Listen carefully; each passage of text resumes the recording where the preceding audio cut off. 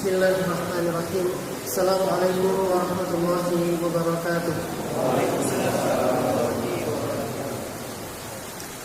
Alhamdulillahirabbil alamin. Alhamdulillah wahdah.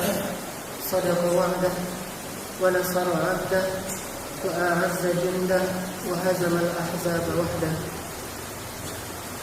Asyhadu an la ilaha illallah wahdahu la syarika lah. وأشهد أن محمدا عبده ورسوله لا نبي بعده. اللهم صل وسلم وبارك على سيدنا محمد وعلى آله وصحبه أجمعين. أما بعد. Ikhwati fillah, kali ini kita akan belajar mentadabburi firman Allah Subhanahu wa taala yang ada di dalam surat Fussilat, surat 41 ayat 33. Silakan kita buka mushaf surat Fussilat, surat 41 ayat 33.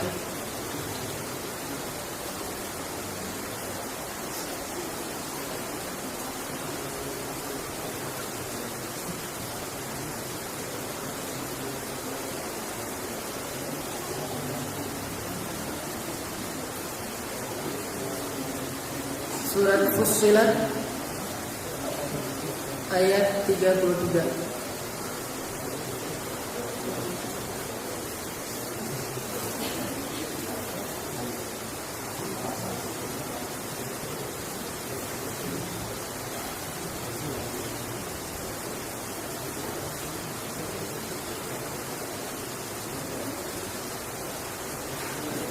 A'udzu billahi minasy syaithanir rajim. A'udzu billahi minasy syaithanir rajim. Bismillahirrahmanirrahim. Bismillahirrahmanirrahim. Wa man ahsanu qawlan mimman da'a ila Allah wa 'amila shalihan.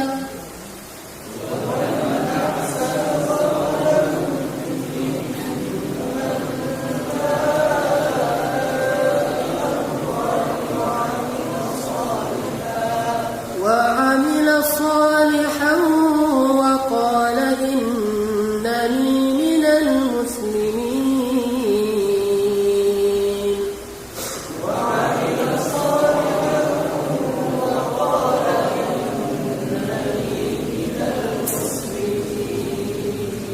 ولا تستوي الحسنة ولا السيئة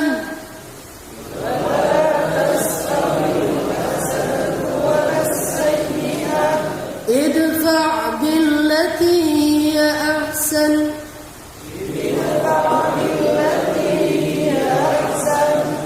فإذا الذي بينك وبينه عداوة كأنه ولي حميم.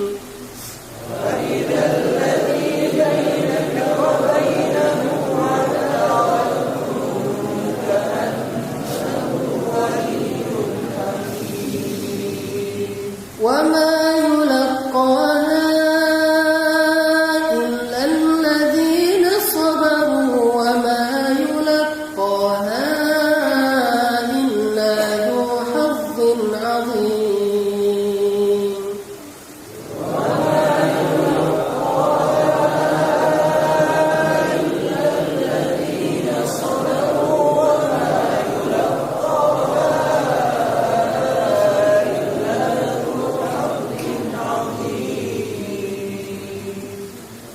Dan siapakah yang lebih baik ucapannya dari orang yang mengajak kepada Allah untuk berdakwah dan ia mengerjakan amal yang soleh. Dan ia berkata, sesungguhnya aku termasuk di antara orang-orang yang berserah diri atau muslim. Dan tidaklah sama antara kebaikan dengan keburukan. Maka jika mereka membantahmu, mereka menentangmu, maka balaslah dengan sesuatu yang lebih baik. Maka bisa jadi orang yang diantara engkau dan mereka itu dulunya ada permusuhan, kelak akan menjadi seorang pembelamu dan teman yang setia. Dan tidaklah seseorang diberikan kebaikan ini kecuali bagi mereka yang bersabar, dan tidaklah ada yang diberikan hal ini kecuali dia mendapatkan pahala yang besar. Sadaqallahul adzim. Ikhwati fillah, ini adalah salah satu ayat yang sangat penting bagi kita untuk menjadi seorang da'i fi sabilillah. Jika seseorang ingin berdakwah di jalan Allah, wajib bagi dia untuk memahami tafsir dari minimal 3 ayat yang barusan kita baca.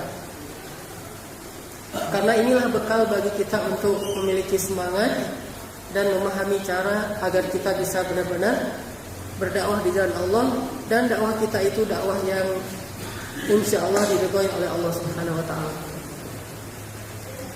Kalau kita membaca asbabun nuzul dari ayat 33 surat Fussilat ini, sebetulnya ini ayat pujian untuk Abu Bakar As-Siddiq. Jadi secara khusus yang dimaksud, siapakah yang lebih baik ucapannya dari orang yang mengajak kepada Allah? Orang yang mengajak kepada Allah di dalam ayat ini secara khusus adalah Abu Bakar As-Siddiq. Karena kita tahu bahwa Abu Bakar ini salah satu sahabat yang paling semangat mengajak orang untuk masuk Islam setelah Rasulullah SAW. Sehingga sejak Abu Bakar masuk Islam di urutan keempat di antara orang-orang yang pertama masuk Islam, setelah siapa? Khadijah, terus Ali, terus Zaid bin Harithah, baru Abu Bakar As-Siddiq. Sejak Abu Bakar masuk Islam, dakwah ini terus bertambah dan bertambah pengikutnya, sangat pesat karena semangat yang luar biasa yang dimiliki oleh Abu Bakar As-Siddiq. Dia tidak tinggal diam. Abu Bakar bukan tipe orang yang setelah mengucapkan 2 kalimat syahadat kemudian dia menjadi soleh sendiri dengan beribadah. Tapi dia tipe orang yang kalau tahu suatu kebaikan, maka dia ingin mengajak semua orang merasakan kebaikan itu. Ini tipe orang yang bersih hatinya. Karena bagi orang yang beriman, Islam ini, hidayah ini adalah nikmat terbesar. Lebih nikmat daripada semua nikmat di dalam dunia. Sehingga karena dia bersih hatinya, dia ingin orang lain juga merasakan kenikmatan yang dia rasakan. Dan dia tahu bahwa kenikmatan Islam ini tidak akan pernah habisnya, tidak akan berkurang ketika kita berbagi dengan yang lain. Karena ini termasuk nikmat mutlak, nikmat absolut, bukan seperti nikmat dunia yang muqayyad atau relatif. Kalau nikmat dunia, kata Allah, kullu man 'alaiha fan. Semua yang ada di dunia itu relatif, fana. Bahkan kalau kita berbagi sedikit dengan orang lain, maka berkuranglah jatah kita. Tapi nikmat hidayah, nikmat Islam, nikmat iman tidak demikian.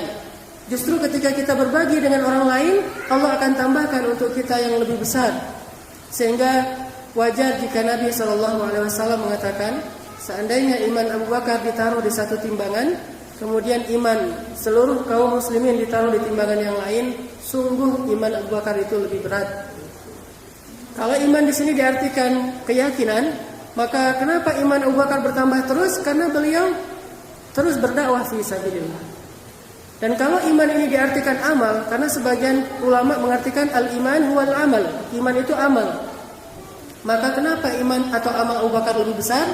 Karena beliau paling semangat mengajak orang kepada kebaikan.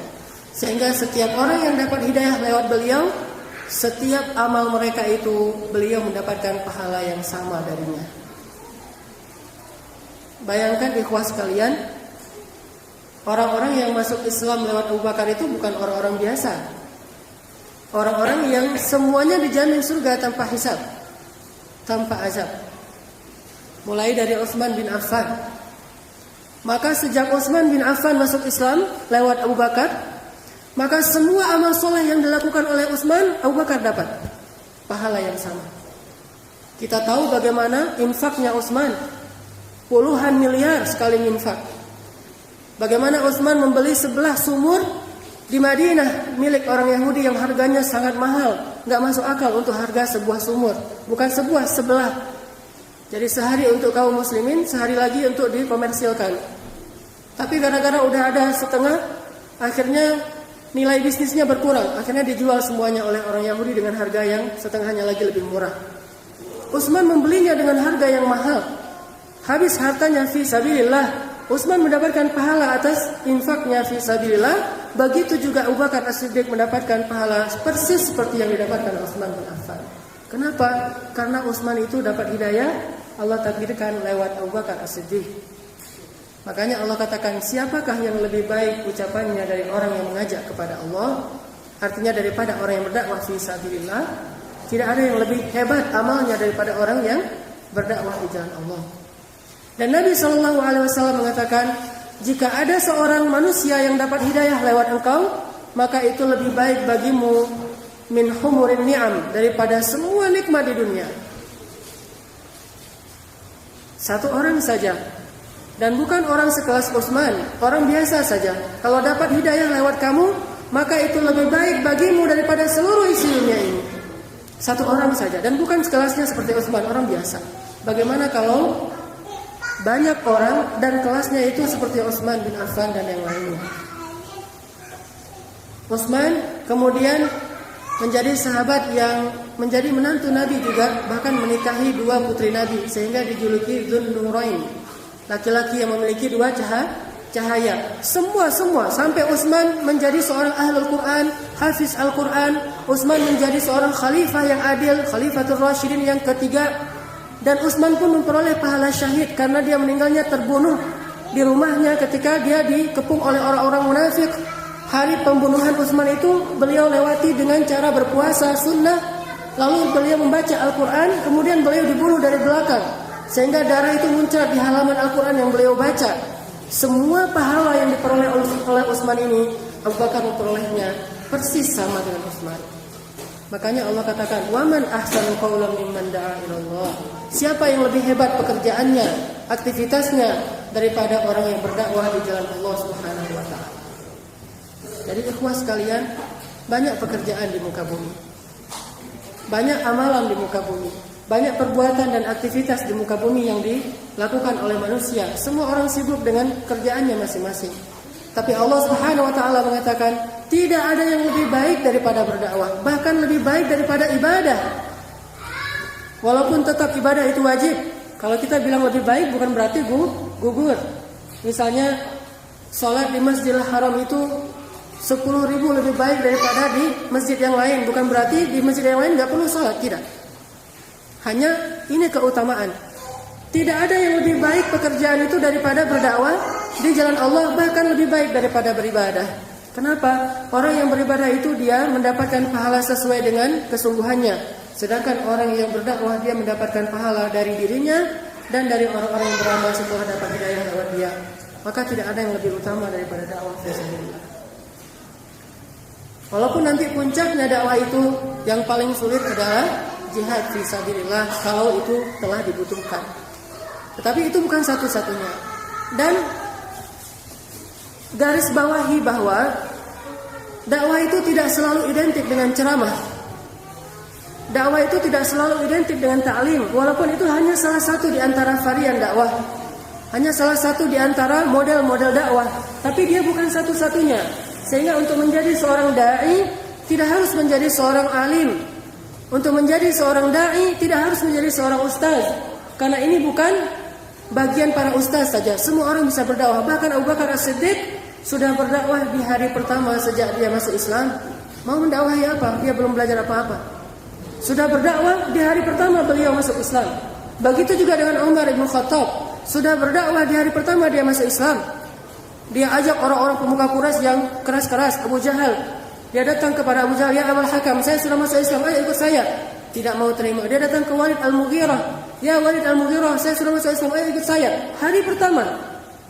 Dia berdiri di depan Ka'bah, dia katakan kepada orang-orang Quraisy, "Ya ma'syara Quraisy, wahai orang-orang Quraisy, ketahuilah saya ini sudah Islam, ayo ikut saya. Sesungguhnya inilah kebenaran." Langsung dia dipukulin rame-rame. Lalu dia melawan, karena dikeroyok akhirnya ya namanya orang dikeroyok. Walaupun sekuat apapun, yang lain lebih kuat dan ramai. Ini menunjukkan bahwa dakwah tidak selalu identik dengan ceramah, taklim dan sebagainya. Walaupun itu juga bagian dari dakwah. Sehingga kita jangan berkecil hati, saya mah bukan ustaz. Bukan hanya ustaz yang bisa berdakwah. Karena secara bahasa, dakwah itu berarti mengajak. Sedangkan ustaz dan para ulama, tugas mereka adalah membimbing gerakan dakwah. Mereka harus menjadi pembina dalam dakwah supaya dakwah ini terarah sebagaimana sholat berjamaah. Tetapi yang bisa mendapatkan pahala 27 bukan hanya imamnya. Semua makmum juga bisa mendapatkan pahala 27 derajat dalam sholat jamaah. Sehingga semua kita bisa berdakwah dengan maksud mengajak orang kepada kebaikan, mengajak orang ke rumah Allah, mengajak orang untuk bertaubat, mengajak orang untuk taat kepada Allah, mengajak orang untuk melakukan hal-hal yang berakhlak, yang beradab, yang mulia, mengajak orang untuk membangun negerinya, mengajak orang kepada kebaikan. Ini namanya dakwah, mengajak. Dan itu yang paling baik. Sehingga kalau ada satu orang yang dapat hidayah lewat kita, bisa jadi dia jauh lebih soleh daripada kita nantinya. Kita mungkin ibadah kita biasa-biasa aja. Salat berjamaah oke lah. Tahajudnya enggak selalu istiqomah. Puasa sunnahnya tidak terlalu istiqomah. Sedekahnya enggak punya duit banyak. Tapi kadang-kadang ada orang yang dapat hidayah lewat kita. Dia orang yang kaya, dia orang yang punya jabatan, dia orang yang bersemangat, sehingga dia jadi jauh lebih soleh dari kita. Gara-gara dapat hidayah lewat kita, dia pergi haji dan umrah. Berapa besar pahala haji dan umrah? Kita juga dapat walaupun kita enggak sempat pergi haji dan umrah. Lalu dia berinfak fi sabilillah karena dia orang kaya, kita juga dapat pahala itu. Lalu dia berdakwah karena dia tokoh, lalu dia mengajak yang lain, sebanyak orang yang masuk Islam atau dapat hidayah lewat dia, kita pun dapat pahala yang sama persis, bahkan terus beranak pinak. Wa man ahsanu qawlan mimman da'a ila Allah. Tidak ada amalan dan pekerjaan yang lebih mulia dan lebih hebat daripada berdakwah di jalan Allah. Makanya ikhwah fillah, ayat ini secara khusus adalah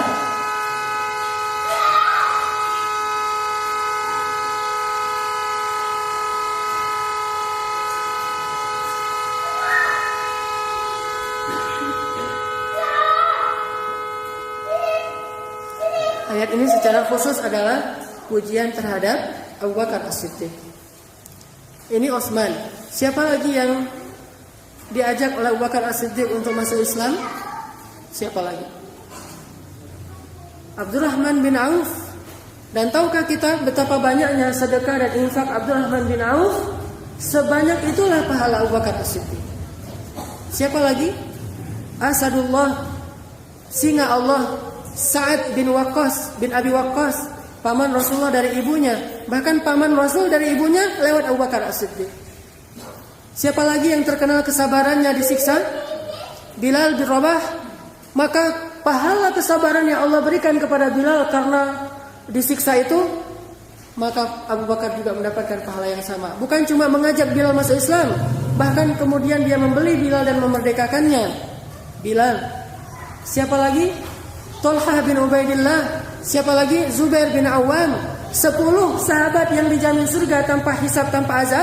Sebagian besarnya adalah masuk Islam lewat Abu Bakar As-Siddiq, kecuali Ali dan Umar. Ada 10. Dari 10 itu cuma 3 saja yang enggak, yaitu Abu Bakar sendiri, Ali dan Utsman, Umar. 7 lagi itu masuk Islamnya lewat Abu Bakar As-Siddiq.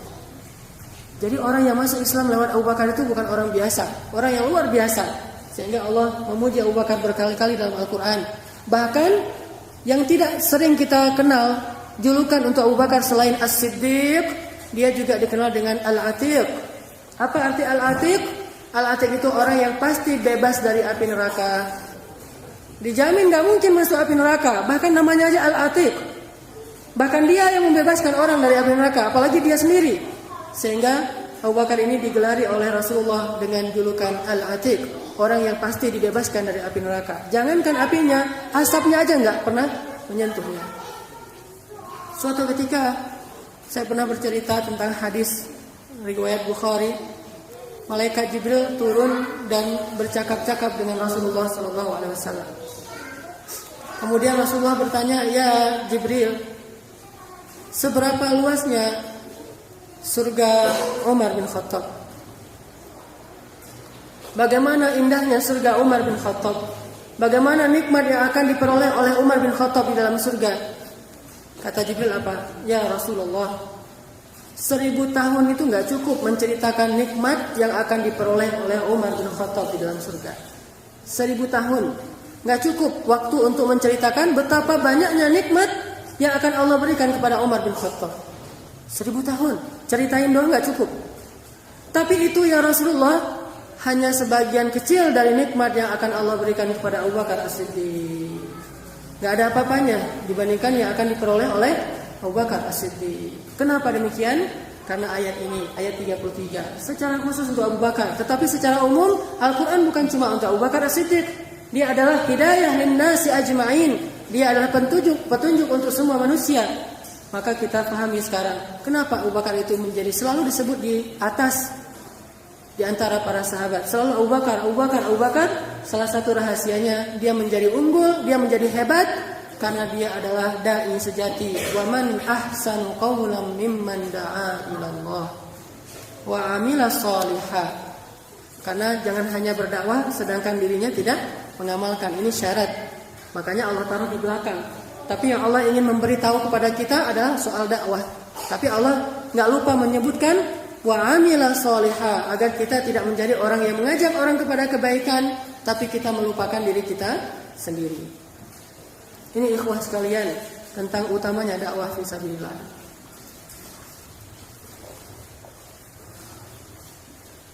Mirip dengan sistem MLM ya. Ketika kita ngajak orang, kemudian kita dapat poin. Kalau orang itu ngajak orang lagi dapat poin. Cuma kan kalau itu kan terbatas poinnya. Kalau di sisi Allah kan nggak ada terbatas. Rahmatullah itu wasi'at kulla syai'. Rahmat Allah itu meliputi segala sesuatu. Dan Allah itu ghaniyun. Allah itu maha kaya, hamidun, maha terpuji, sehingga tidak akan Allah batasi balasan bagi orang-orang yang berdakwah di jalan Allah Subhanahu wa taala. Ikhwah sekalian, inilah sebab mulianya seorang Abu Bakar As-Siddiq. Dan inilah sebab mulianya generasi pertama. Kenapa generasi pertama ini lebih mulia daripada generasi-generasi yang lain? Disebut oleh Nabi sebagai khairun nas, sebaik-baik generasi. Karena semua sahabat itu adalah da'i fi sabilillah. Semua sahabat da'i fi sabilillah. Tidak ada di antara mereka yang masuk Islam kemudian berpangku tangan. Tidak ada di antara mereka yang setelah dapat hidayah kemudian dia uzlah, dia menyendiri. Tidak ada. Setiap mereka ketika udah tahu kebenaran langsung mereka mengajak, walaupun jumlah yang diajak itu variatif. Ada yang banyak dan berkualitas seperti Abu Bakar, ada yang sedikit, ada yang cuma keluarganya, ada yang cuma istrinya, ada yang cuma temannya. Tetapi semua mereka itu da'iyan ilallah. Sehingga para ulama mengatakan, kun da'iyan qabla an takun kulla syai'. Jadilah kalian seorang da'i sebelum kalian jadi apapun. Terserah profesinya apa aja, tapi ada satu profesi yang sama di antara kalian. Kun da'iyan. Jadilah kalian seorang da'i qabla an takun kulla syai', sebelum kalian jadi apapun. Tapi seiring dengan bertambahnya kaum muslimin, bergantilah generasi, semangat dakwah ini mulai berkurang sedikit demi sedikit sampai kemudian menjadi semangat yang langka. Menjadi dai itu tugas yang langka. Menjadi dai itu orang-orang yang susah dicari. Bahkan tidak ada yang berminat untuk menjadi dai karena dianggap ini pekerjaan yang sia-sia, yang habisin waktu, yang enggak ada gunanya dan membosankan. Karena orang tidak tahu lagi betapa mulianya seorang dai fi sabilillah. Bahkan orang mulai punya minat yang lain sesuai dengan tren di setiap masa masing-masing. Kalau tren sekarang jadi artis, semua orang pengen jadi artis. Berduyun-duyun mendaftarkan diri audisi untuk menjadi artis, hujan, panas, semuanya pengen jadi artis. Dan terus dimotivasi lewat tarbiyah televisi. Ini artis, ini sudah kaya mendadak. Ini dulu pemulung, sekarang jadi orang kaya. Ini dulu tukang parkir, sekarang jadi orang kaya. Ini dulu gak jelas siapa, sekarang jadi orang. Ini semuanya memotivasi orang untuk jadi artis berbondong-bondong. Dan kalaupun ada yang mau menjadi dai, Allah alam, mungkin sebagiannya lebih kepada profesi, bukan lagi karena Allah Subhanahu wa taala. Padahal menjadi dai itu tidak harus menjadi seorang penceramah. Bahkan tidak sedikit orang yang masuk Islam atau orang yang dapat hidayah justru bukan lewat ceramah. Lewat ceramah ini bukan untuk dapat hidayah, tapi untuk meneguhkan hati dan keimanannya dan menambah iman yang sudah ada di dalam hatinya. Sedangkan awal muncul iman, awal muncul hidayah itu bukan rata-rata itu nggak lewat tarbiyah seperti ini. Rata-rata lewat dakwah gerilya antara satu orang dengan orang yang lain, saling mengajak. Coba bandingkan saja jumlah orang yang ikut ngaji di Masjid Al-Latif dengan orang yang jumlahnya ada di mall, di stadion-stadion bola, banyakan mana? Ya nggak ada bandingannya. Bahkan ini nggak 1%-nya dibandingkan yang ada di stadion bola, atau yang di mall-mall, atau yang di tempat-tempat hiburan. Ini nggak ada apa-apanya. Artinya apa? Ini tarbiyah untuk orang-orang yang sudah dapat hidayah supaya lebih mantap, supaya lebih baik. Tetapi dakwah yang sebenarnya itu justru kadang ada di luar masjid. Sehingga dakwah ini adalah tugas setiap orang-orang yang beriman, orang-orang yang sudah mengenal agama, walaupun baru pertama mengenal agama. Seperti tadi, Abu Bakar hari pertama masuk Islam, langsung hari itu juga beliau berdakwah fi sabilillah. Ngajak Utsman. Cuma hidayah kan di tangan Allah ya. Allah sudah memberikan sinyal-sinyal kepada Utsman. Beberapa hari sebelum diajak oleh Abu Bakar, Utsman itu sudah bermimpi tentang Rasulullah. Dalam mimpinya dia diselamatkan oleh Rasulullah. Sehingga ketika Abu Bakar mengatakan, "Ya Utsman, madza tara an akhika?" Apa pendapatmu tentang saudaramu? Ant, kamu maksud Utsman? Ya, kamu itu orang yang sangat terpercaya, al-amin. Kata Abu Bakar, enggak. Orang yang paling terpercaya itu Muhammad. Kata Utsman, oh kalau dia nggak ada yang ngeraguin, memang dia orang sangat terpercaya. Memang kenapa? Masya'nu Muhammad. Ada apa dengan Muhammad? Ya Utsman, tinggalkan majelis kaum, tinggalkan majelis orang-orang Quraisy, ikutlah bersama saya kepada Muhammad. Ada apa ya Abu Bakar? Kenapa engkau merahasiakan dari saya? Pasti ada sesuatu yang besar, karena engkau tidak merahasiakan sesuatu kecuali karena besarnya. Karena sesuatu yang sangat penting. Ada apa ya Abu Bakar? Didesak oleh Utsman. Utsman ini sahabat dekatnya Abu Bakar As-Siddiq. Lalu kata Abu Bakar, ini adalah tentang kemaslahatan engkau di dunia dan di akhirat. Ini demi engkau, kebaikan engkau di dunia dan di akhirat, kata Abu Bakar. Akhirat? Apa itu akhirat? Orang yang Arab jahiliyah tidak tahu akhirat. Mereka pikir kalau udah mati selesai. Jadi mereka habis-habisan selama di dunia, nanti mati sudah habis kesempatannya, tidak ada lagi kehidupan setelahnya. Sehingga Utsman mengatakan, al-akhirah, mahyal akhirah. Akhirat itu apa? Abu Bakar tersenyum terus dipegang tangannya, ayo kita ke Muhammad. Enggak usah saya jelasin, saya enggak ngerti. Orang baru hari pertama. Enggak ngerti apa? Enggak ngerti apa-apa. Tahu sedikit aja akhirat. Apa itu akhirat? Nah, Rasulullah jelasin gitu di rumah Al-Arqam Baitul Arqam itu dijelasin sama Nabi. Akhirnya Utsman syahadu an la ilaha illallah, Abu Bakar dapat. Maka subhanallah, ini kerjaan yang luar biasa mulia di dalam Islam, sehingga semua kita bersedia insyaallah menjadi dai. Bersedia insyaallah? 40 hari insyaallah. Jadi ini dakwah. Ini kalau kita lihat dari sisi personal. Kalau kita lihat dari sisi jamaah atau dari sisi jumlah yang lebih banyak, kolosal. Kenapa umat Islam ini menjadi umat yang lebih utama di mata Allah daripada umat-umat yang lain? Sebagaimana Abu Bakar lebih utama di mata Allah daripada semua manusia setelah Rasulullah SAW. Kenapa umat ini lebih utama? Allah mengatakan, kuntum khaira ummatin ukhrijat linnas. Kalian itu umat terbaik yang sengaja dikeluarkan untuk manusia, untuk kebaikan manusia semuanya. Kalianlah khaira ummah, sebaik-baik manusia. Walaupun secara khusus ayat ini untuk semua sahabat, tapi juga secara umum untuk semua kaum muslimin yang mengikuti manhaj para sahabat. Kalian sebaik-baik umat di antara umat-umat yang ada. Ada umat Yahudi, umat Nasrani, dan yang terus yang lain-lainnya. Kalian yang sebaik-baik ummah. Kenapa kalian menjadi sebaik-baik ummah? Apakah karena kalian kaya-kaya?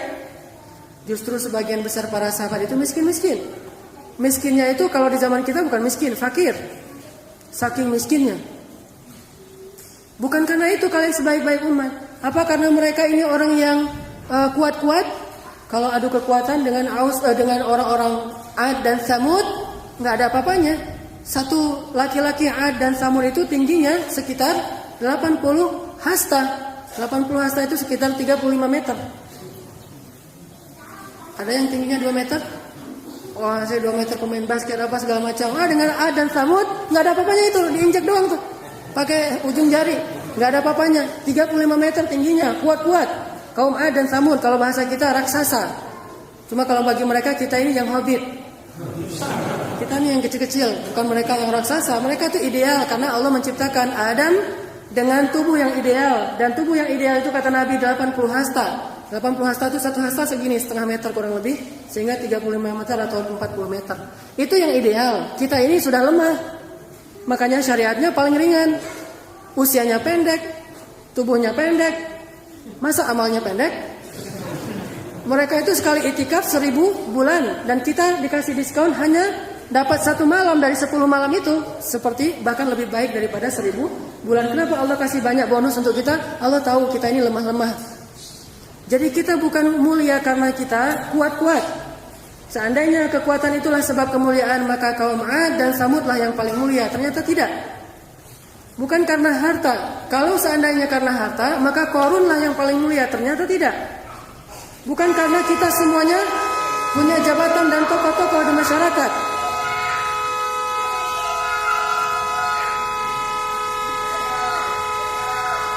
Karena kalau seandainya jabatan yang menjadi standar kemuliaan, maka Fir'aun dan Haman adalah yang paling mulia. Ternyata tidak, justru yang paling hina. Allah jawab di dalam ayat itu, kenapa kuntum khairu ummatin ukhrijat linnas ta'muruna bil ma'ruf wa tanhauna 'anil munkar wa tu'minuna billah. Karena dakwah kita menjadi mulia karena kita punya misi dakwah.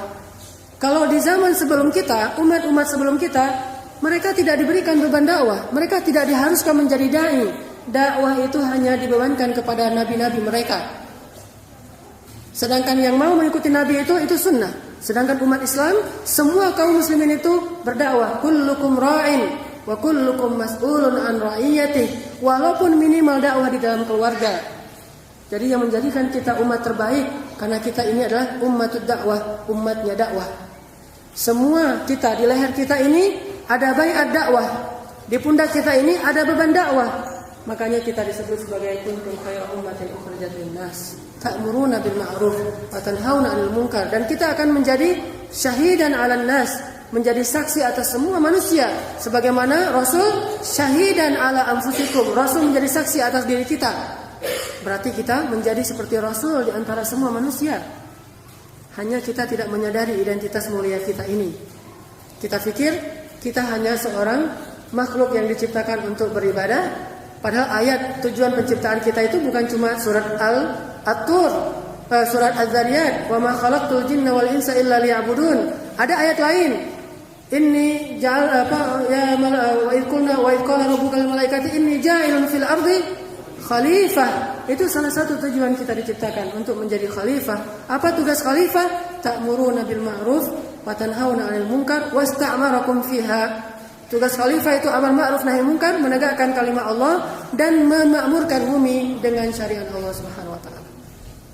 Maka ikhwah sekalian, ayat 33 ini adalah ayat pujian untuk Abu Bakar dan ayat motivasi untuk selain Abu Bakar As-Siddiq agar berlomba-lomba agar menjadi seperti Abu Bakar As-Siddiq. Hari pertama masuk Islam, kalau kita baru sedikit tahu agama, langsung mengajak orang. Dan tidak harus menjadi orang suci untuk mengajak orang lain. Kalau orang lain mengatakan, kayak kamu udah pasti masuk surga, justru saya belum jamin masuk surga. Saya pengen ayo kita bareng-bareng masuk surga. Emang kamu udah tahu agama, udah sempurna ilmu kamu? Enggak sama sekali. Terus ngapain ngajak-ngajak saya? Biar sama-sama kita belajar. Jangan mengajar, tapi mengajak. Kalau yang mengajar, biarlah para ulama. Tapi kalau mengajak, siapapun boleh. Tidak ada halangan untuk mengajar. Tapi kalau udah mengajar, mengatakan ini halal, ini haram, ini bid'ah, ini sesat, ini apa segala macam, jangan kita. Itu bukan bab kita. Itu bab para ulama. Bahkan kalau kita terlalu dini mengajar, khawatirnya kita menjerumuskan orang kepada hal-hal yang menyulitkan, sehingga akhirnya dia berputus asa dari Islam. Kita ngajak saja. Ayo kemana? Ke masjid. Saya mah nggak suci. Justru masjid itu tempat orang-orang yang nggak suci. Masjid itu tempat orang-orang kotor. Makanya Allah mengatakan fihi rijalun yuhibbuna an yatatahharu. Di dalam masjid itu ada orang yang ingin membersihkan diri. Orang yang ingin membersihkan diri itu orang bersih apa orang kotor? Orang kotor. Kalau udah bersih ngapain bersihkan diri lagi? Itu aneh.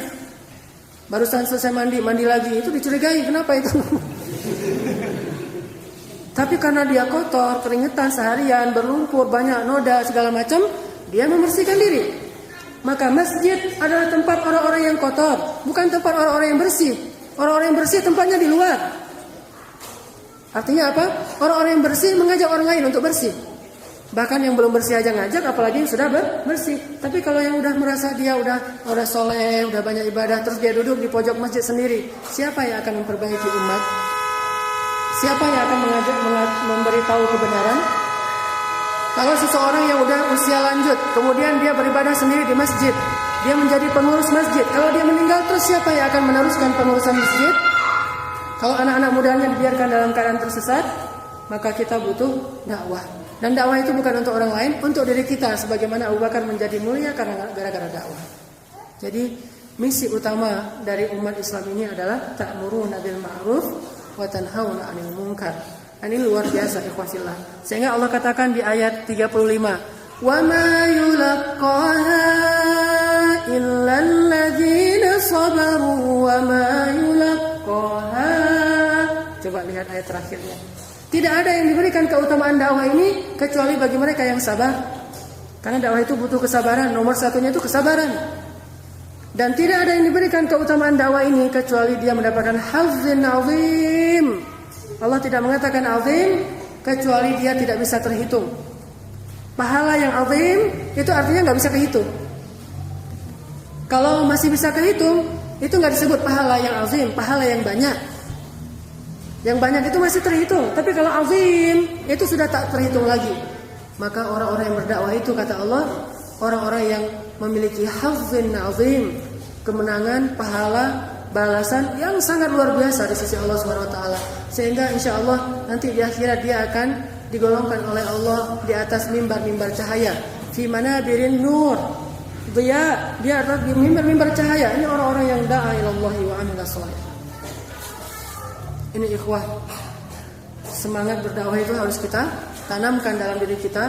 Dan dakwah itu adalah sebuah pergerakan.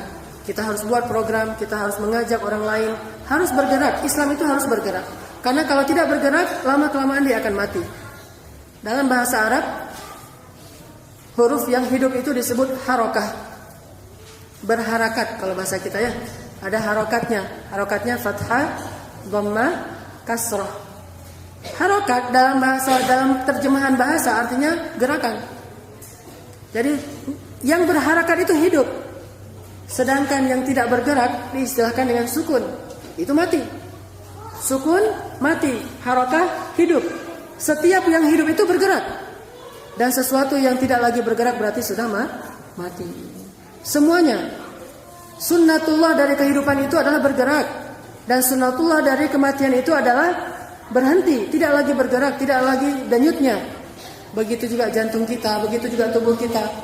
Pertama-tama dia akan sakit umat ini kalau tidak ada dakwah. Lama-kelamaan dia akan mati imannya, mati semangatnya, mati syariatnya. Sehingga jadilah dia yang taihun, orang yang terlunta-lunta nggak jelas karena sudah mati. Orang yang sudah mati nggak berdaya kan? Ditandu, dibawa, terserah mau dikuburin di kubur mana. Walaupun dia berpesan, kuburkan saya misalnya di San Diego. Nah, San Diego. Kuburkan saya di sana. Nanti saya pengen setiap hari tertentu saya akan bangun melihat danau di depan saya. Harga satu liang lahatnya berapa miliar. Walaupun dia berpesan gitu, kalau ahli warisnya kemudian menaruh dia entah di pelosok mana, dia nggak berdaya. Namanya juga orang mati. Ditandu kayak mau diapain, mau dibakar, mau ditaruh di gua-gua, mau ditaruh di dalam tanah, dilempar ke laut, dia tidak berdaya. Namanya juga orang mati. Umat kalau sudah mati, dibawa-bawa kemana-mana itu nggak berdaya. Ditandu oleh berbagai macam kepentingan itu nggak berdaya, ya ikut aja tuh. Namanya taihun. Namanya taihun. Manusia kaum muslimin sekarang itu taihun karena mereka hampir tidak ada lagi denyut dakwah. Semua orang berpikir hanya untuk kehidupannya pribadi-pribadi. Sehingga jadilah mereka orang-orang yang taihun, yang terlunta-lunta di muka bumi. tergantung tren. Ada tren ini ikut, ada tren itu ikut, masing-masing komunitas. Anak muda punya tren misalnya metal, ya ikut dengan tren metalnya, dengan salamnya, dengan bajunya, dengan segala macam. Ta'ihun. Nanti yang bagian perempuan dengan tren pakaiannya, nanti yang orang-orang tua dengan trennya. Masing-masing punya trennya yang mereka itu sama'un al-kadhib, suka sekali mendengar kedustaan lalu mengikutinya. Imma'ah, banyak sekali istilah untuk ini. Imma'ah itu tergantung angin. Kalau angin ke sana dia ikut ke sana, angin ke sini dia ikut ke sini. Imma'ah. Kenapa? Karena dia sudah tidak berdaya, mati, enggak ada lagi gerakan dakwah. Makanya butuh gerakan supaya dia hidup. Kalau tidak dia tidak akan. Kenapa umat sebelum kita, yaitu umat sahabat, miskin-miskin, Masjid Nabawinya kecil, bahkan jauh lebih bagus Masjid Al-Latif daripada Masjid Nabawi di masa Rasulullah SAW. Kita ini udah pakai kayu jati, di atasnya dikasih karpet, terus yang datang bawa sajadah sendiri-sendiri. 3. Kayu jati ini kalau musim dingin dia hangat, kalau musim panas dia dingin, sejuk. Di atasnya dikasih karpet, di atasnya bawa lagi sajadah sendiri-sendiri. Udah gitu pakai shawl taruh untuk wajahnya, saking lembutnya. Ini umat udah kaya-kaya. Masjidnya luar biasa. Kalau saya sisir Pantura itu, kalau saya pulang kampung, itu dari kejauhan itu kelihatan menara-menara yang luar biasa dari masjid. Tapi pas dekat ternyata masjidnya belum selesai, menaranya duluan. Menaranya tuh bagus-bagus. Oh ini masjid bagus nih, kita mampir, kita sholat di situ. Pas sampai, loh ditutup, belum selesai, masih semennya kasar kayak gitu. Karena tujuannya bukan untuk orang sholat, tapi untuk masjid kami bagus, masjid kami bagus. Masjid di Tuban itu kayak dunia fantasi. Masjid itu kayak tempat permainan anak-anak, bagus warna-warni itu. Sehingga beberapa keluarga saya mengatakan, masjid kita di Tuban itu keren, masjid yang paling indah di Jawa Timur. Tapi pas saya datang ke sana, sholatnya itu satu saf juga nggak sempurna. Kenapa? Tidak ada gerakan. Yang ada adalah pameran umat. Masing-masing memamerkan dirinya dan kelebihannya, tapi tidak bergerak untuk mengajak. Ta'muruna bil ma'ruf wa tanhauna 'anil munkar. Makanya mati. Sehingga dalam bahasa Arab, huruf yang hidup disebut harokat, huruf yang mati disebut sukun. Dan dalam bahasa Arab tidak ada dua huruf mati berbarengan, itu nggak ada. Ketemu dua huruf yang sama-sama sukun itu nggak ada. Kenapa demikian? Ini detailnya bahasa Arab. Kenapa Allah pilih bahasa ini menjadi bahasa Al-Quran? Saking sempurnanya bahasa ini. Sebetulnya bukan bahasa Arab, bahasa surga yang dipakai oleh orang Arab. Bahasa surga dipakai oleh Nabi Adam, dipakai Nabi Nuh, dipakai Nabi Ibrahim, kemudian disebut bahasa Arab. Tidak ada dua huruf yang sama-sama sukun dalam bahasa Arab, itu nggak ada. Kenapa? Karena filsafat bahasanya tidak ada dua kematian. Tidak ada dua kematian, yang ada dua kehidupan. Sehingga kalau ada dua huruf yang sama-sama sukun dalam bahasa Arab, digabung diganti dengan tasydid. Tasydid dalam bahasa artinya penegasan bahwa kematian itu benar-benar ada gitu. Jadi tidak ada dua kematian. Nggak ada, coba cari di Al-Quran, di hadis, dua huruf yang sama-sama sukun dua kali, itu nggak ada tuh. Pasti diganti dengan tasydid. Tapi kalau dua huruf berbarengan semuanya berharokat, itu ada banget.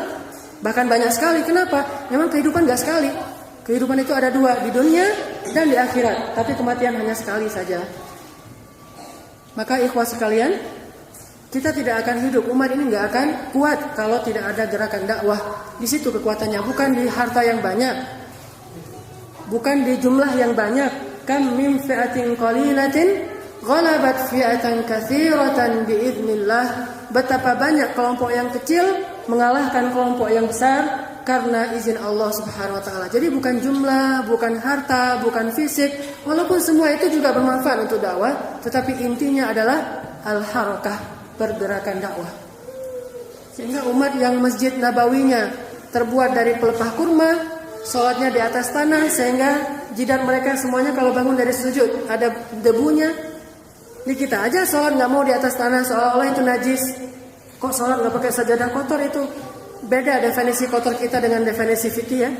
Kalau definisi kita, tanah itu kotor, sehingga nggak boleh sholat di atas tanah kalau nggak ada sajadah. Tapi dalam definisi fikih, tanah itu bukan cuma bersih, membersihkan. Sehingga tidak masalah sholat di atas tanah. Pernah nggak sholat di atas tanah?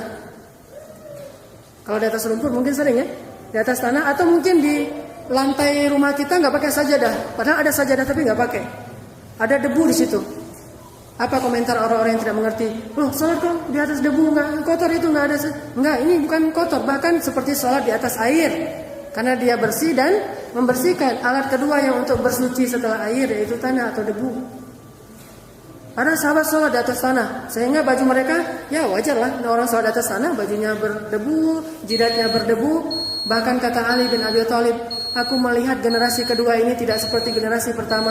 Generasi pertama itu kepala mereka banyak debu, generasi yang kedua ini kepala mereka licin karena pakai minyak rambut gel. Kalau generasi pertama itu kepalanya berdebu, generasi kedua itu licin rambutnya. Kalau generasi terakhir justru udah begini-begini rambutnya. Udah tren sekarang gitu. Ada yang koza itu rambut dipotong di sini dihabisin, sini dihabisin tinggal di tengah. Itu dalam bahasa hadis koza. Ada seorang laki-laki di koza rambutnya, kemudian lihat sama Nabi bilang janganlah aku memotong rambut dengan koza. Imma kamu potong semuanya, imma kamu biarkan semuanya. Jangan potong, tinggal di tengah. Nah, ini namanya koza. Walaupun ini bukan bab besar, tetapi ini termasuk di antara yang sebetulnya kurang disukai. Jadi umat yang setelahnya justru licin. Terus baju orang-orang di zaman pertama kata Ali banyak tambalannya.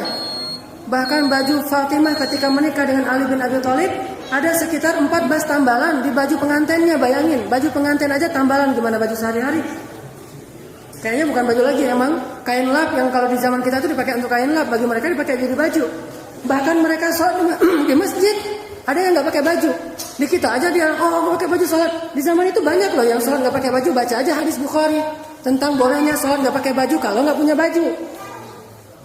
Saking miskinnya, sholat itu pakai sehelai kain kayak kita sarung, nggak ada tutup di dadanya, cuma sehelai kain aja. Udah selesai sholat nggak berzikir langsung lari. Kenapa? Istrinya butuh kain itu untuk sholat juga, nggak ada kain di rumah. Saking miskinnya, tapi umat selemah ini dalam ekonominya menjadi pemimpin dunia. Kenapa?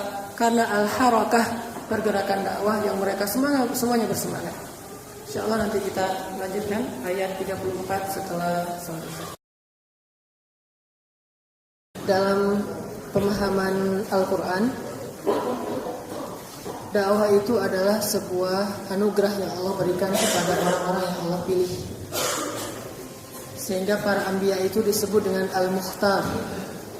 Nabi Muhammad itu disebut dengan Al-Mukhtar atau Al-Mustafa. Jadi Al-Mukhtar itu orang yang dipilih untuk mengemban misi langit sebagai khalifah. Al-Mustafa orang yang Allah berikan kedudukan tinggi karena misi langit sebagai khalifah. Sehingga kita sering mengatakan Nabi Al-Mustafa. Atau dalam bahasa Arab juga mereka menyebut Nabi Al-Mukhtar, Nabi yang terpilih, laki-laki yang terpilih. Dan umat Islam ini adalah umat Al-Mukhtar, umat yang terpilih di antara yang lain. Kenapa dia terpilih? Karena dia adalah umat yang dibebankan beban dakwahnya para anbiya, beban yang mulia sekali.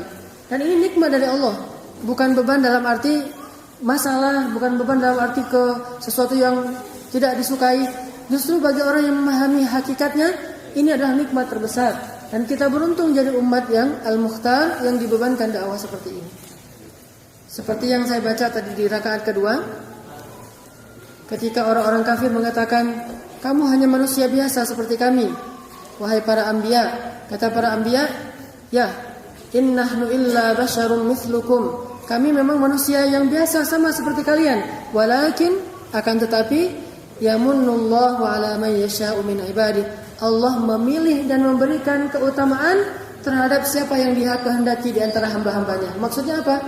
Allah memilih di antara sekian banyak hambanya untuk diberikan keutamaan dakwah, diberikan tugas dakwah. Dan itu yang hebat, itu yang kami syukuri. Sehingga gak seperti bayangan orang-orang Hollywood yang membuat film-film Nabi versi mereka. Dan beberapa adegan Nabi itu ngeluh. Seperti Nabi Elia, film Ilyas. Nabi Elia itu lari ke padang pasir dan bilang, Tuhan, kenapa engkau pilih saya sebagai Nabi? Emang saya pernah minta? Cabut lagi aja, saya gak mau jadi Nabi, saya pengen jadi orang biasa. Seolah-olah kenabian itu beban, kenabian itu gak mengenakkan. Padahal kalau dalam mindsetnya para anbiya, mereka selalu bersyukur. Makanya kata mereka apa? Wa ma lana alla natawakkala 'ala Allah wa qad hadana subulana wa lanasbiranna 'ala ma adaitumuna.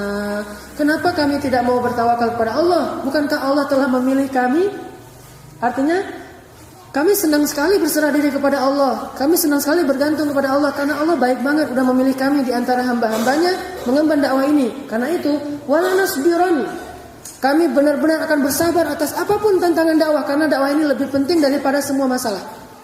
Apapun yang kami hadapin, mau disiksa, mau diapa-apain, wala nasbiranna ala ma ataitumuna.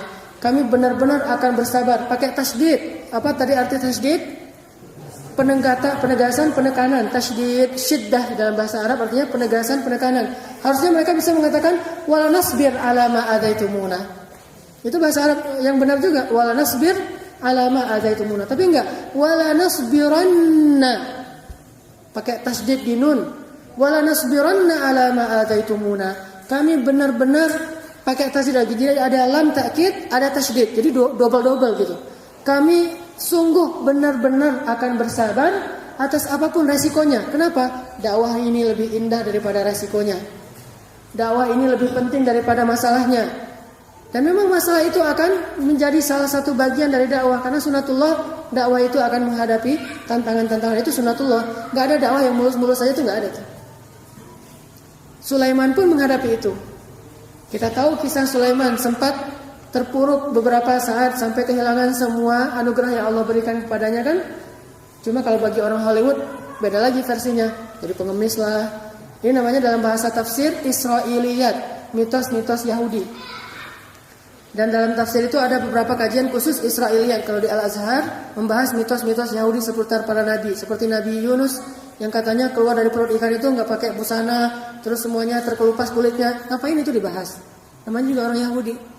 Terus Nabi Sulaiman mendatangi 100 orang istrinya dalam satu malam, dan tidak ada satupun yang dia katakan insya Allah akan punya anak, sehingga nggak ada yang bisa hamil kecuali satu, dan itu pun mukanya kayak jin mukanya.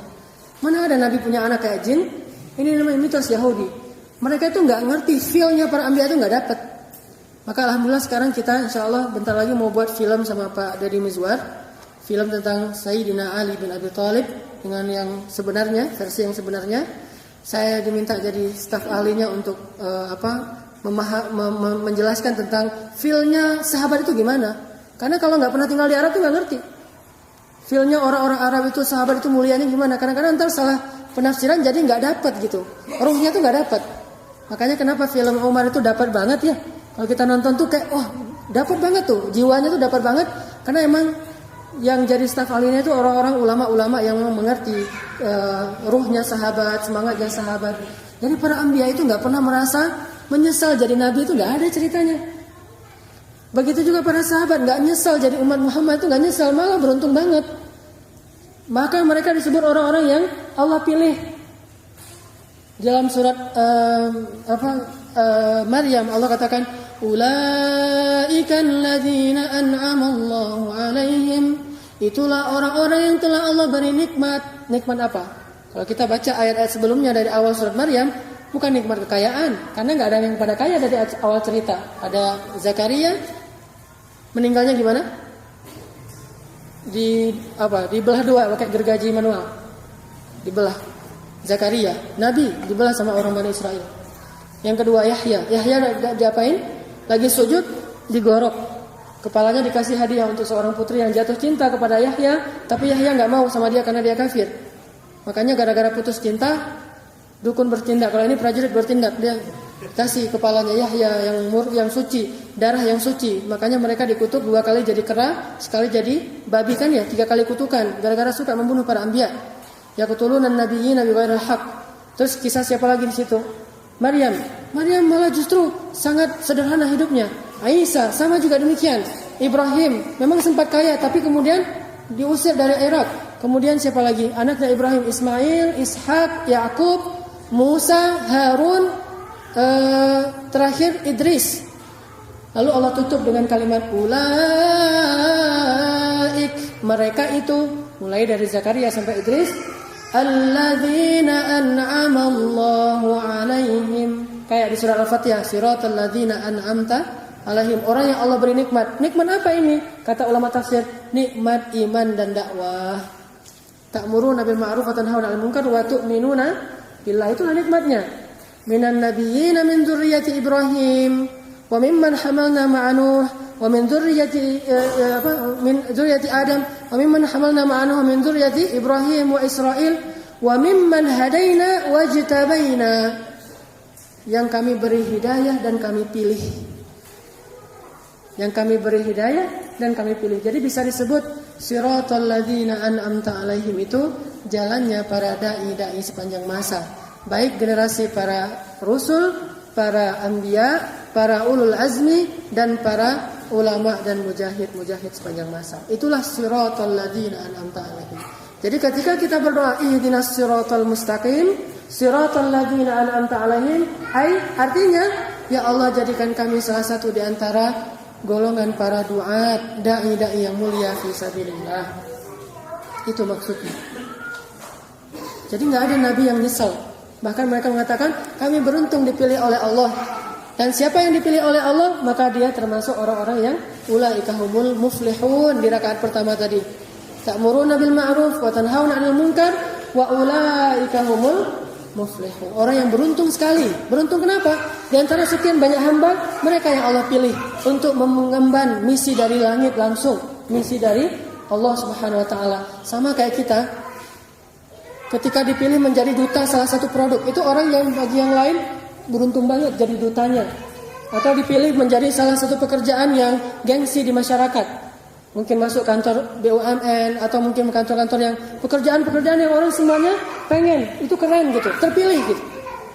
Apalagi menjadi misalnya seorang idol, terpilih. Kan itu bagi orang-orang yang awam, beruntung sekali dia, orang biasa jadi idol. Apa dulu yang misalnya ada anak kecil yang dulu saya, sekarang saya gimana tuh?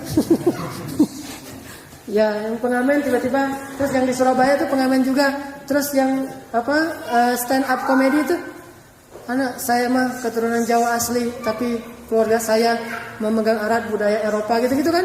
Nah, ini orang-orang yang langsung meledak, langsung terkenal.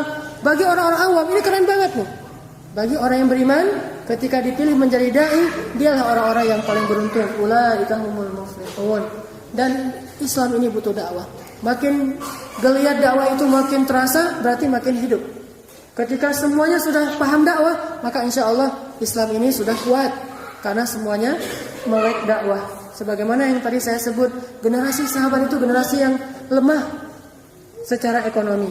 Bahkan banyak yang nahan lapar, jumlahnya sedikit. Rata-rata perang kita itu perang yang selalu jumlahnya sedikit, kecuali perang Hunain yang agak banyak jumlahnya, itu pun hampir kalah. Sedangkan yang menang-menang telak itu rata-rata sedikit jumlahnya. Kenapa? Karena mereka orang yang Allah luar biasa sayangi, karena mereka generasi dakwah. Sama kayak air di kolam ikan. Kalau tidak ada gerak air itu, maka oksigennya habis. Lama-lama ikannya akan mati.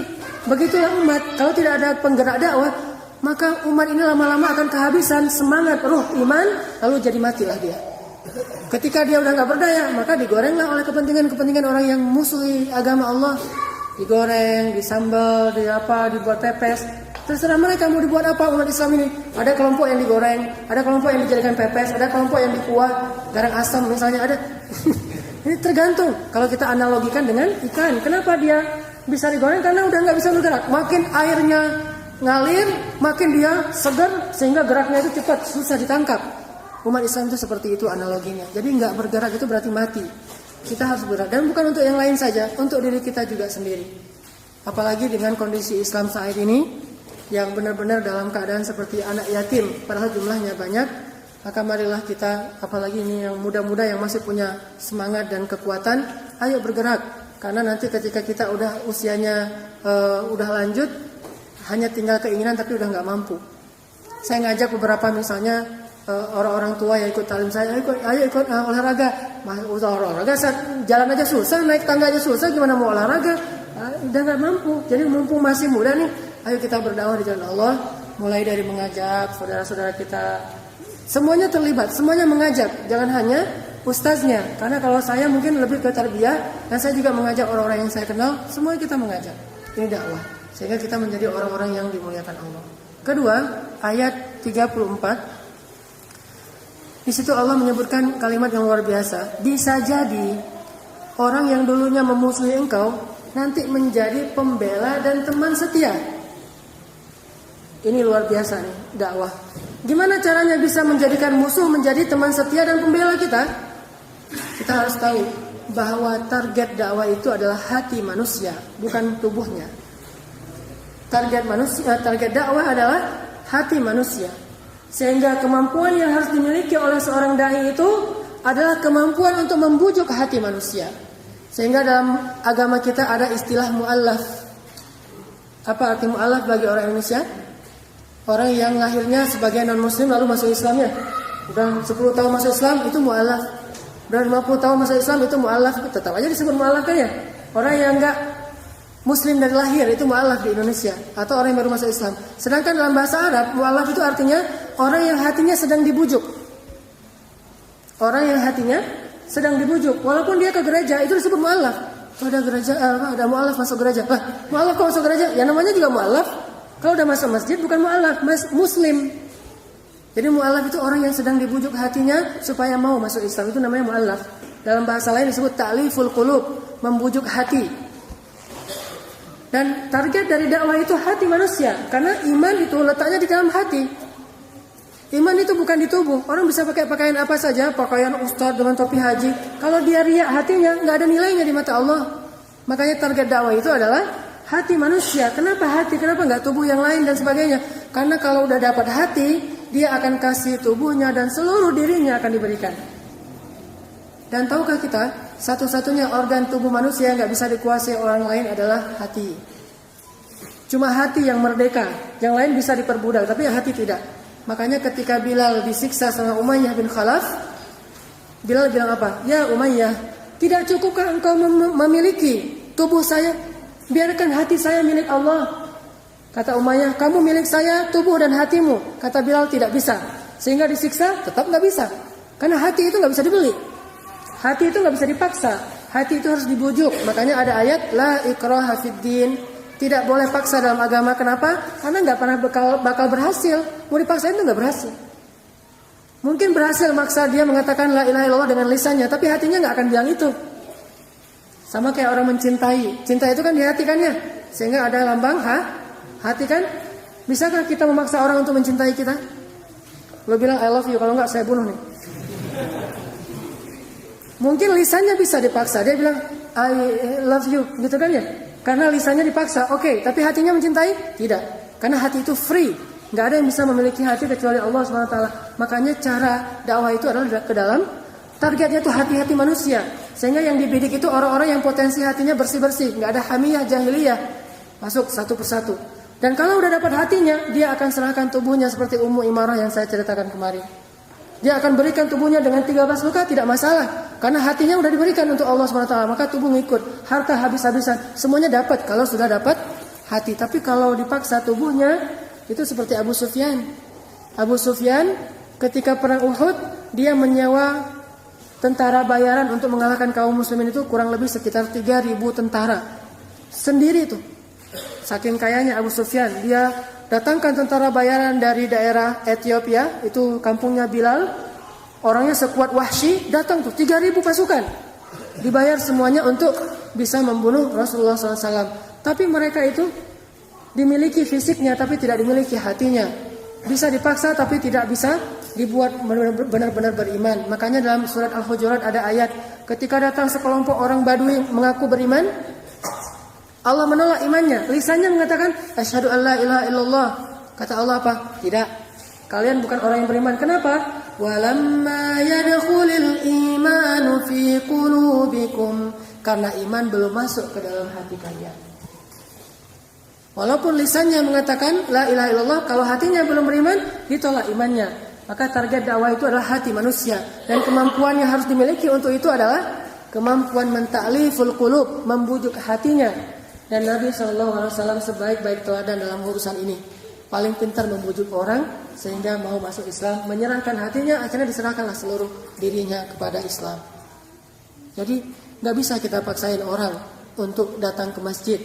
Mungkin dia akan datang karena terpaksa, tapi hatinya tidak akan pernah khusyuk. Gak bisa kita paksain orang untuk memeluk Islam. Tapi kita bisa memaksa dia untuk menjalankan syariat. Tapi memeluk Islam dan mengakuinya gak bisa. Makanya kalau kita memaksakan, tegakkan syariat, dipaksa, bisa, itu gampang. Tapi apakah semuanya akan melakukannya dengan ikhlas karena Allah? Tidak. Makanya harus ada keseimbangan. Ada bagian yang menegakkan syariat, ada yang bagian ta'liful qulub. Dan ini yang paling penting nih, membujuk hatinya agar mereka menerima syariat ini dengan lapang dada. sehingga Allah SWT pun mencatatnya sebagai mukmin yang diakui oleh Allah SWT. Ini ikhwah sekalian, nanti pada kesempatan yang akan datang saya akan lebih banyak membahas masalah ini, masalah ayat 34, bagaimana cara-cara membujuk hati. Bukan inisiatif saya, tapi kita belajar dari Rasulullah dan para sahabat gimana cara mereka membujuk sehingga muncul orang-orang yang rela mati untuk Rasulullah dan untuk Allah dan Rasulnya, seperti yang kisah Ummu Imarah, seperti kisah Mus'ab bin Umair, seperti kisah Hamzah dan yang lain-lain yang luar biasa. Ini tidak akan muncul dengan pemaksaan, tetapi akan muncul dengan penyadaran. Dakwah Islam, dakwah tau'iyah, dakwah penyadaran, sehingga mereka mengenal mana hak mana batil. Ikhwati sekalian, Ahad ini kita nggak bisa latihan karena kebetulan Masya Allah Pak Alri ada urusan yang nggak bisa beliau tinggalkan, sehingga beliau harus keluar kota hari Ahad. Jadi karena nggak ada latihan paginya, kita pakai malamnya untuk Qiyamul Lail. Jadi program Qiyamul Lail malamnya, sehingga paginya kita bisa istirahat, tidak ada latihan seperti biasa. Mudah-mudahan minggu depannya udah bisa ya, insya Allah latihan lagi. Dan program kita, alhamdulillah rekening Gaza sudah jadi. Karena saya minta ke KNRP untuk dibuatkan rekening khusus program kita ya, program Sehati untuk Gaza atau One Heart. Dan alhamdulillah sudah jadi. Insya Allah nanti mungkin malam ini kita selesaikan dulu masalah agenda kita dengan teman-teman Briges. Kalau ini udah fix, nanti kita akan coba buat seriusi program ke Gaza. Alhamdulillah yang udah mendaftar, walaupun baru wacana dari saya, tapi udah daftar, namanya masuk ke saya, lebih dari 200 keluarga. Kan targetnya tahun ini 1000 ya, 1000 keluarga. Jadi kalau 1000 itu setiap bulan kita bisa mengirim bantuan ke Gaza 100 juta. Memang gak gede sih, tapi luar biasa. Insya Allah tiap bulan kita bisa ngirim, jadi setahun dapat 1,2 miliar. Ini belum bergerak aja udah 200 orang. Gimana kalau bergerak? Dan saya dengar ada ikhwah yang sehari bisa dapat 40 orang, subhanallah nih. Jadi kita nanti akan kerjasama. Insya Allah dalam minggu depan ini udah kita mulai coba susun lagi setelah kita selesaikan masalah agenda kita yang di akhir Februari. Jadi ada 3 agenda terdekat kita ya. Agenda untuk acara-acara teman-teman Brigas dan geng muter yang lain. Kemudian agenda survival mungkin di pertengahan bulan Februari. Dan agenda Sehati untuk Gaza. Itu sementara 3 ini dulu kita fokus, sambil nanti kita akan coba lihat perkembangannya dan kita susun program-program yang lain.